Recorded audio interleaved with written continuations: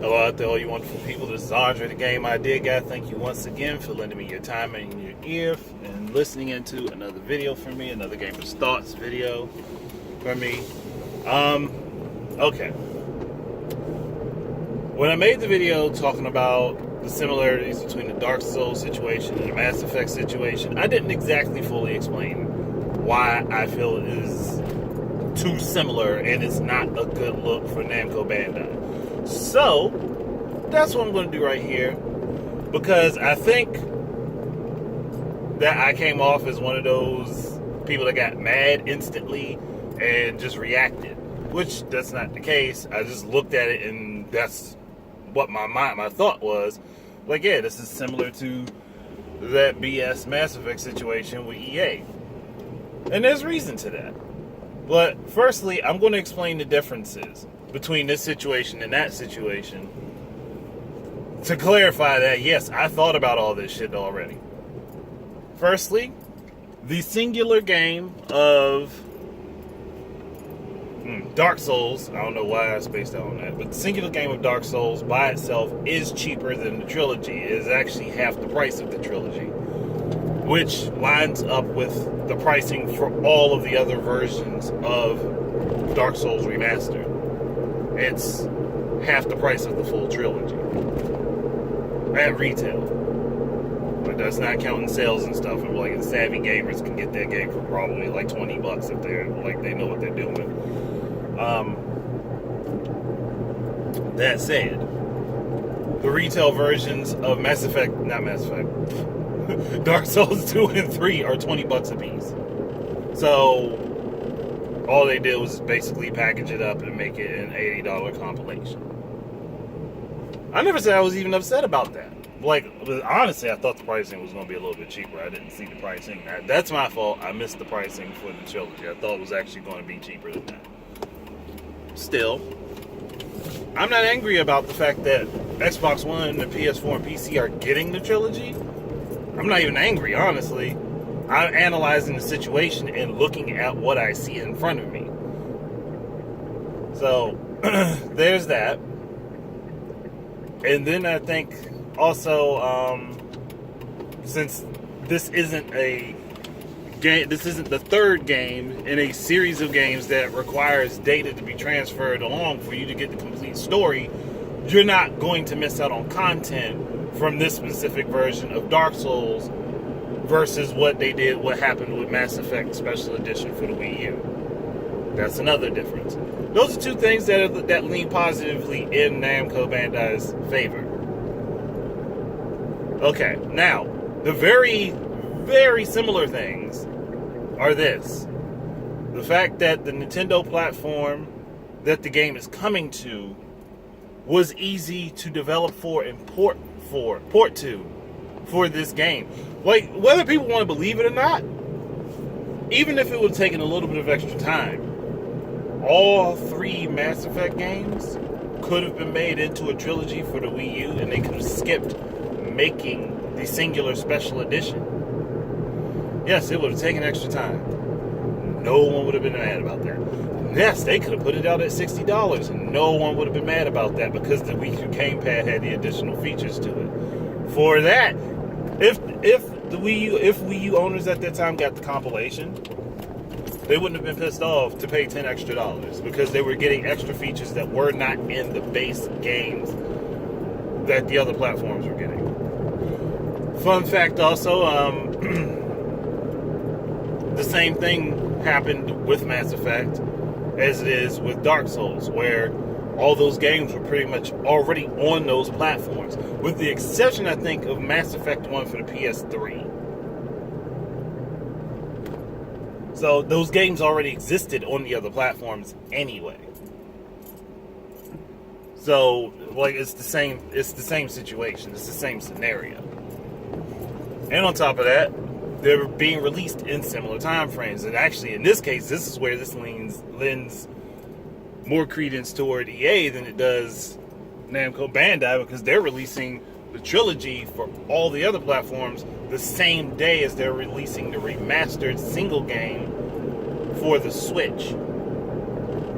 And in both situations, they're like, whether it be through the system's architecture, which the Wii U was very similar to the Xbox 360, made it easy for porting games from the 360 to the Wii U, and the 360 was the most popular platform to start games on during the 7th generation, going forward and moving into the 8th generation, and like 8th gen it became PS4. But moving forward, like you think with Nintendo thinking, like, well, if they're still making games for this platform, it should be an easy job to port from there to here, since our architecture is similar enough. And again, developers have stated that multiple times. It's something that we've heard them say multiple times. It's not something that's new information. It's not false information. This is something we've already known. And though, yes, with the Switch being highly different architecture, all of the tools are in place to make porting to this device as simple as possible. Yes, there will be some extra work that needs to be done, and yes, it will take some extra time, but it's there and it's known. Again, same situation. We've had developers talk about this multiple times, whether it be at indie level up to major third party level. We've heard this multiple times, and I'm not forgetting that.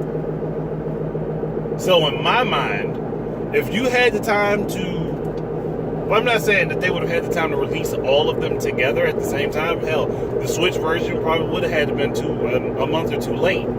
But if they had the time to put this compilation together for all the other platforms, they could have actually sat down and said, well, since we're doing this, why don't we just nix doing the single game and just put the trilogy out on the Switch and just charge everyone the same price for it? Like, the problem is, when it comes down to it, when you coming from the Nintendo fan base perspective, it looks like you're being treated lesser. Whether or not the pricing is fair doesn't make a difference. It looks like you're being treated lesser when you have a platform that is capable of running these games, that's capable of doing everything that's needed for them.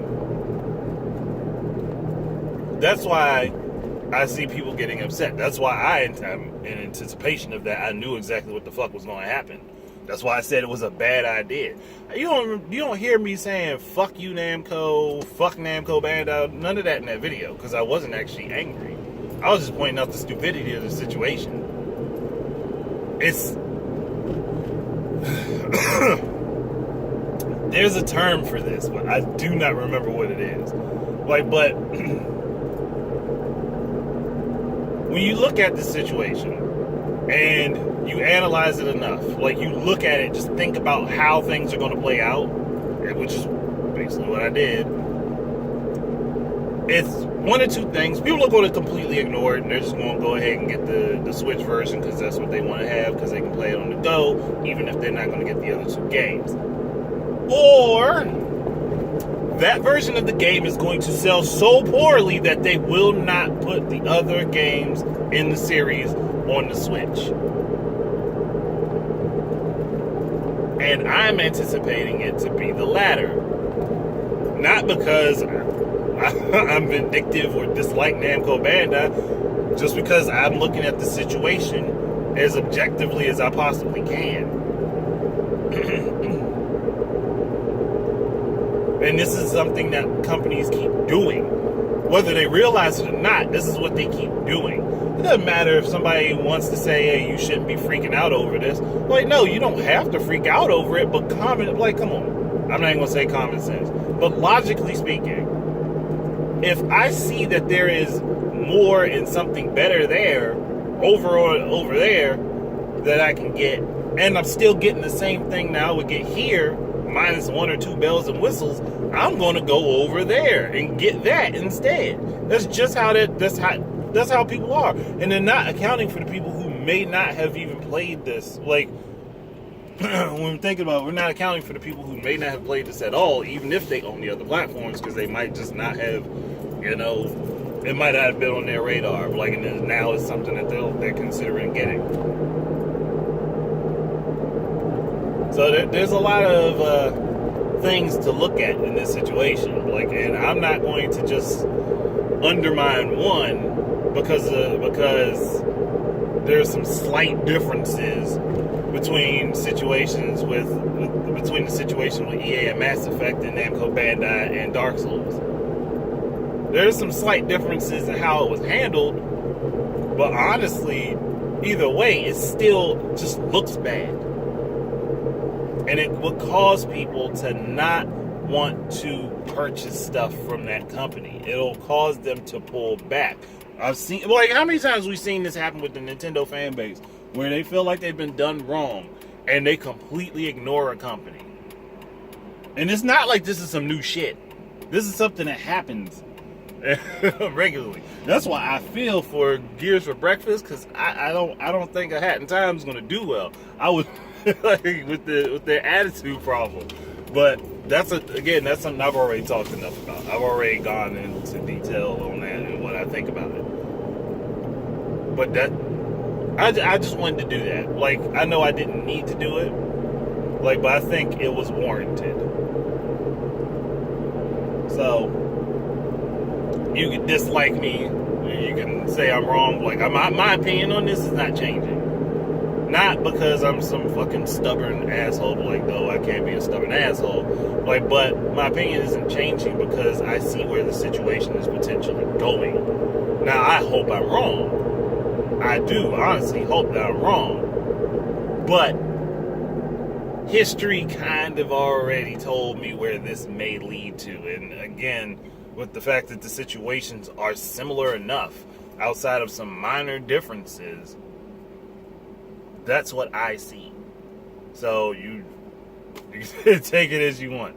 But thank you everybody for listening. Keep your eyes and ears up for more stuff from me. And until the next time, please enjoy your games and peace out.